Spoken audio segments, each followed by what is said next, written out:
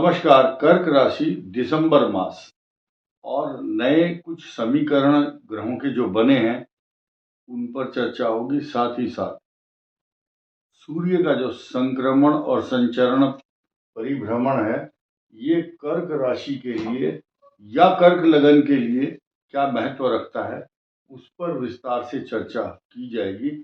बृहस्पति जो बहुत ही आदरणीय, प्रशंसनीय और वंदनीय है कर्क राशि के लिए, क्योंकि भाग्य स्थान का स्वामी है, वो क्या क्या लाभ दे रहा है और हानि की तो बात कर ही नहीं सकते। साथ ही साथ यहाँ पर चंद्र मंगल का राजयोग हर 27 दिन के बाद बनेगा, 2.5 दिन के लिए। ये पॉजिटिव इफेक्ट और शुक्र की पूर्ण दृष्टि कर्क राशि पर, सकारात्मक भाव, और इसके अलावा शनि दीर्घायु करने वाला है, सुरक्षित भी करता है, लेकिन रिस्की काम अगर आप कोई करेंगे, रिस्क वाला काम आपको नहीं करना है। और इसके अलावा जो अष्टम भाव पर शनि है, मंगल की यहाँ पर मारक दृष्टि है, आपको रिस्क से बचना है। कब तक? 21 जनवरी 2025 तक। लेकिन हम आएंगे फिर सूर्य के ऊपर ही। इसके अलावा आपका जो मंगल ग्रह है, मंगल ग्रह अष्टम पर जो दृष्टि डाल रहा है, वो स्वामी है कहाँ का? यहाँ का, और संतान भाव का। संतान भाव से सूर्य हट करके 15 दिसंबर को रात को 10:10 पर धनु राशि में प्रवेश कर जाएंगे। ये बहुत पॉजिटिव होने वाला है। इसके अलावा शुक्र का जो प्रभाव है, शुक्र का प्रभाव, क्योंकि शुक्र आपके इनकम हाउस, आपका मकान, जमीन, सवारी, प्रॉपर्टी, पैसा, जायदाद सब कुछ मिलेगा, लेकिन ये स्थान कष्टकारक बना हुआ है। कब तक? 15 तारीख तक। देखिए, केतु और सूर्य के कारण ये पाप कर्तरी योग बन गया है, और 15 तारीख को ये इसका पाप कर्तरी योग भंग हो जाएगा सूर्य के धनु राशि में आते ही। अब नए समीकरण क्या बनेंगे? 15 तारीख से जो समीकरण बन रहे हैं, ये सूर्य और शनि, ये पिता पुत्र हैं दोनों, और दोनों का आक्रामक स्वभाव है एक दूसरे के प्रति, सरल स्वभाव नहीं है। अब यहां क्या है? जस्ट इन दोनों के बीच में शुक्र का, दैत्य के गुरु शुक्राचार्य, जो कि चतुर्थ एवं इनकम हाउस के लॉर्ड है, बीच में फंस चुके हैं। 28 दिसंबर तक इनके यहाँ पर फंसे रहने की संभावना है, क्योंकि ये पाप कर्तरी योग के बीच में पीड़ित हैं। 13 दिन का पीड़ा कर्क राशि के माता, मित्र, मकान, सवारी, पशु, रिसोर्सेज ऑफ इनकम पर ब्रेक लगाता है। अगर यहाँ बृहस्पति ना हो तो आपके लिए अजीबोगरीब स्थिति उत्पन्न करता है। रिसोर्सेज ऑफ इनकम पर ब्रेक लगा सकता है, लेकिन बृहस्पति यहाँ पर आपको इनकम के स्थान को पल्लवित, पोषित, सिंचित, पोषित, हर्षित और आनंदित करता है। और राहु यहाँ भाग्य स्थान पर बैठ करके सारे अच्छे सरप्राइज देने वाले काम करता है। राहु का अपना कोई खगोलीय पिंड नहीं है, छाया है सिर्फ, और इनका काम यह है, गंगा गए गंगादास, जमुना गए जमुनादास। जिस राशि में जाएंगे उसी के गुण गाएंगे, उसी के अनुसार प्रभाव देंगे, और उस राशि के स्वामी की जो कंडीशन होगी उसके अनुकूल परिणाम भी देते हैं, ऐसा ग्रहों का विश्लेषण बताता है। अब हम मंगल के स्वभाव, प्रभाव, लक्षणों पर आ जाते हैं। मंगल यहाँ पर चतुर्थ भाव पर माता, मित्र, मकान, सवारी, पशु, जायदाद, प्रॉपर्टी तथा आपके बिजली के उपकरण, इलेक्ट्रॉनिक अप्लायंसेज, आपके वाहन की बैटरी, आपके वाहन की लाइट, वाहन से संबंधित समस्या, आपके घर का जो मकान है वहां पर बिजली का जो मेन स्विच लगा है, वहां पर स्पार्किंग की संभावना से इनकार नहीं कर सकते, क्योंकि वहां पर धुआं उठने की संभावना ये मंगल क्रिएट करता है। लगन में मंगल आने के बाद पुलिस केस, झगड़े, पड़ोसियों से विवाद, या वाहन टकराने के बाद कोई समस्या, पार्किंग को लेकर के कोई समस्या, यानी कि वाहन से संबंधित समस्या उत्पन्न करती है।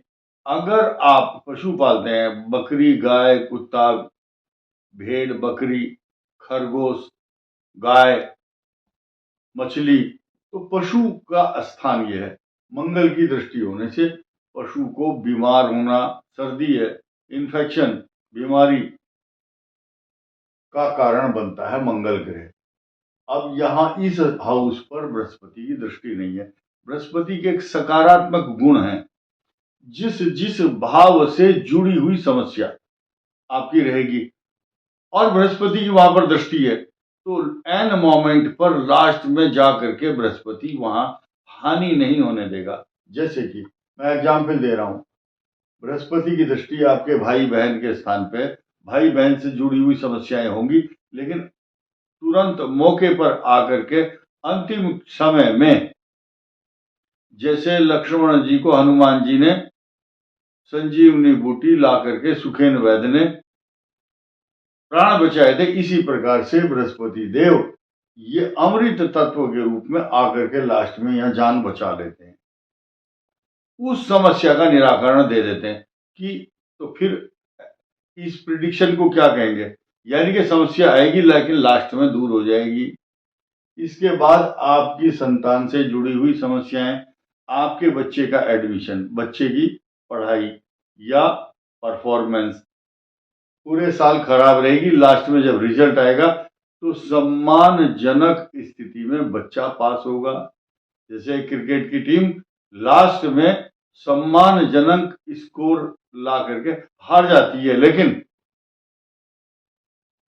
वहां तो हारती है, लेकिन यहां बृहस्पति सम्मानजनक स्थिति से जिता लेता है, वो बच्चा पास हो जाता है, परीक्षा में सफल हो जाता है। आजकल कर्क राशि पर ढैया चल रही है, लेकिन डरने की जरूरत नहीं है। 80% आपका सम्मान बृहस्पति के कारण बचा हुआ है, क्योंकि आपका भाग्येश गुरु है।